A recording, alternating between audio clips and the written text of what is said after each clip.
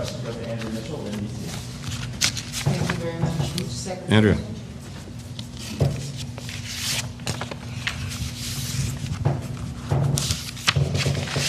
Mr. Secretary, a senior Israeli official just briefed the press on today's operation and why they are still going into Lebanon. The senior official said that their intel told them that there was a plan to encircle Israel and eliminate Israel by 2040, that Sinwar on October 7th jumped the gun, that they have been defending themselves ever since, that they feel that Nasrallah was the key, the linchpin to all of this, and Hezbollah, that after a year they felt that they had to get people back in their homes, that they went after Nasrallah, and in today's strike were targeting him. Clearly, they don't know what they've achieved.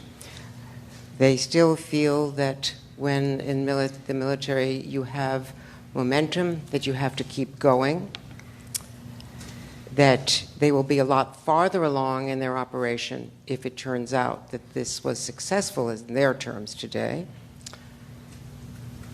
but that they still, he said, the official said, still have to keep going, and they are not ready to pause. From your conversations, what is your perspective about whether Israel continuing with this operation and not going in on the ground, which they said is not preferable, but if doing this in what they consider a targeted way is a legitimate response to what they see as an existential threat, or if there is another alternative, a diplomatic alternative? Andrea, I will let Israel speak to their operations and their objectives. It's not my place. The American objectives and the American policy. Look, we and many others have been clear about what we see to be the best path forward. And the objective that Israel has in the first instance in Lebanon is an important and legitimate one. It's creating an environment that's secure enough to enable people to return home. Because remember what happened starting October 8th. Hezbollah started lobbing rockets and missiles into Israel, trying to create another front in the war. And Israel, of course, had to respond to that. And in the process, tens of thousands of people had to evacuate their homes in northern Israel. Villages and homes were destroyed, southern Lebanon. And so we have large populations, both in Israel and in Lebanon, who've been forced from their homes. And it is a legitimate and important objective for Israel to, again, create an environment in which people can get back to their homes. The question is, what's the best way to do that? What is the most effective, sustainable way to do that?